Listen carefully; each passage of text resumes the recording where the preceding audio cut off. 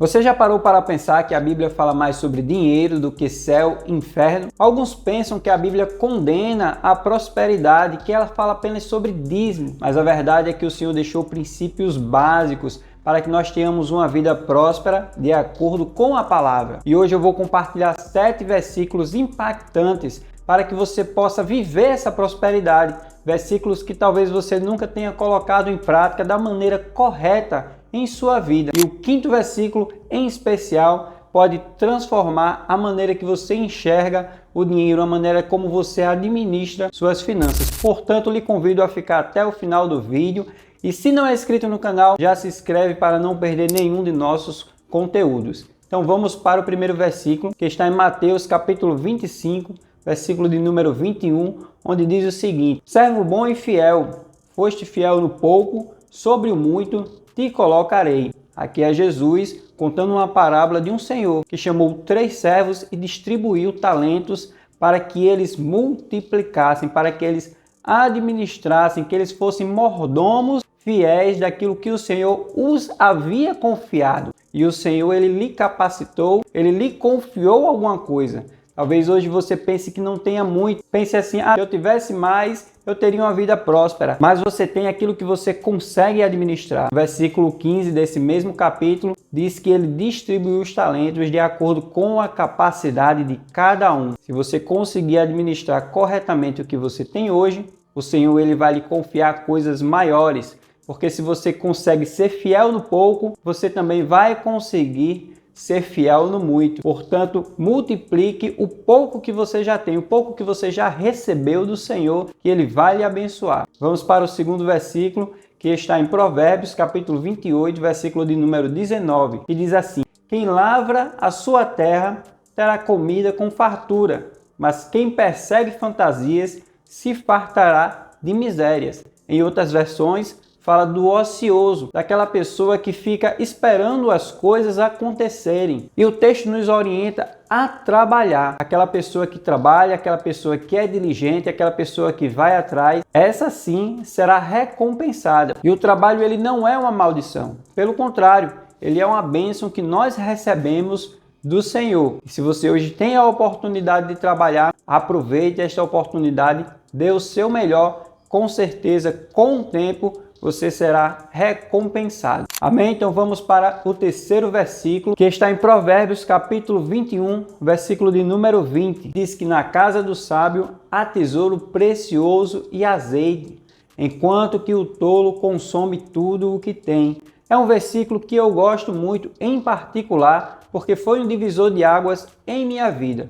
Quando eu li esse versículo, eu percebi que durante 10 anos da minha vida, eu me comportava como tolo. Por quê? Porque eu não tinha uma reserva financeira. Sempre que acontecia um imprevisto, eu tinha que pedir dinheiro emprestado ao banco, eu tinha que pedir dinheiro emprestado a outra pessoa, porque é isso que acontece com quem não tem uma reserva financeira. Ele está fadado a depender de outras pessoas. E eu vi que na casa do sábio há tesouro armazenado, há azeite. Então ele guardou, ele montou uma reserva para no dia da dificuldade ele ir lá e tirar o dinheiro daquela reserva. E isso me ajudou muito para que hoje eu tenha uma vida próspera de acordo com a palavra de Deus, e tenho certeza que vai lhe ajudar também. Então, até agora eu falei primeiro sobre a administração correta daquilo que nós já temos do Senhor, o trabalho para que nós venhamos a conquistar, para que nós venhamos a ser remunerados, e depois que somos remunerados, a questão da reserva financeira. É importante que nós venhamos a guardar, que nós venhamos a continuar administrando bem aquilo que recebemos de Deus.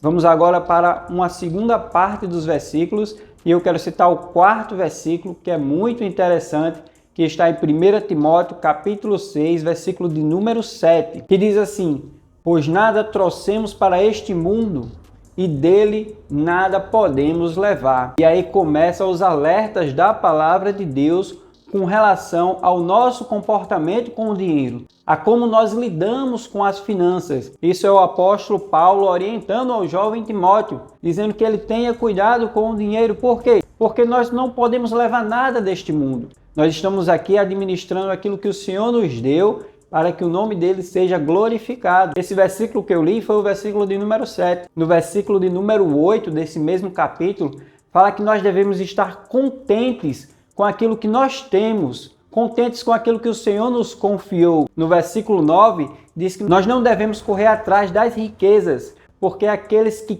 querem ficar ricos são acometidos de muitos desejos insanos e nocivos que levam o homem à ruína e à destruição. E no versículo 10 desse mesmo capítulo, fala que o amor ao dinheiro é a raiz de todos os males. E nós vamos ver agora o quinto versículo, que é muito importante para que você entenda esse comportamento do cristão com o dinheiro. E está em Marcos capítulo 10, versículo de número 21, onde Jesus fala para o jovem rico: vá, venda tudo o que você possui e dê aos pobres, e você terá um tesouro no céu. Olha, Jesus orientando aquele jovem rico para que ele venda todos os seus bens e distribua. Mas por que Jesus fez isso? Será que Jesus não quer ninguém rico próximo dele? Não, Jesus ele consegue ver o nosso coração, e ele identificou no coração daquele jovem que a confiança dele estava nas riquezas.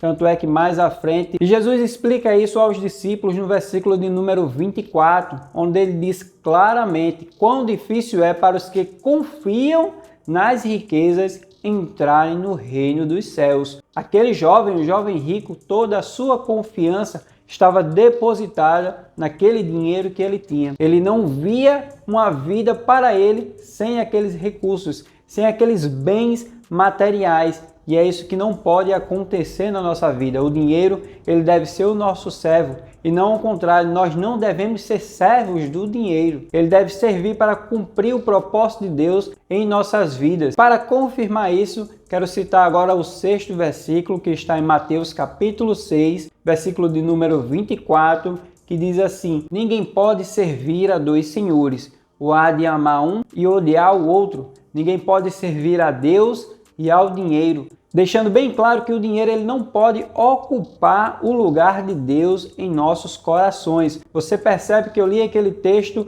de Timóteo. Aquele texto de Timóteo orienta ao contentamento, orienta a ter cuidado com a questão de buscar a riqueza, porque nós, como cristãos, nós não buscamos a riqueza, nós administramos bens aquilo que o Senhor nos confiou. Porque quando nós buscamos a riqueza, começamos a amar ao dinheiro. E nesse amor ao dinheiro, desenvolve-se a confiança no dinheiro, também condenada por Jesus através do exemplo do jovem rico. E consequentemente acontece o quê? O dinheiro ele vai tomando o lugar de Deus em nosso coração. E esse texto de Mateus 6, versículo 24, orienta que nós não devemos ter dois senhores, não devemos servir a dois senhores. O Senhor, ele tem o primeiro lugar em nosso coração. E como eu posso fazer para de repente quebrar esse poder que o dinheiro exerce sobre minha vida, se o meu problema for esse? Amor ao dinheiro, confiança no dinheiro. Lá em Provérbios capítulo 3, versículo 9, diz: honra ao Senhor com os teus bens e com as primícias de toda a tua renda. Ele orienta que você oferte, que você dizime através da generosidade. E a generosidade é uma maneira de quebrar esse poder que o dinheiro exerce sobre nossa vida. Ofertar não é apenas contribuir com a obra do Senhor, contribuir com o crescimento da igreja. Ofertar é uma maneira de adorar a Deus. E quando você oferta, você vai quebrando esse poder que o dinheiro tem, esse domínio que o dinheiro tem sobre a sua vida, e ele passa a ser o seu servo. E não ao contrário, não você ser servo do dinheiro. Porque ele, como eu falei, ele tem que cumprir um propósito de Deus em nossas vidas. Então seja fiel ao Senhor com aquilo que ele já tem colocado em suas mãos, porque ele vai lhe colocar para administrar coisas maiores, e cada vez que você administrar uma coisa maior, você vai estar glorificando ao nome do Senhor. Se ficou aqui até agora, se gostou do vídeo, já dá um like para que o YouTube entenda que esse conteúdo é importante para outras pessoas também, e lhe aguardo no próximo vídeo. Tchau!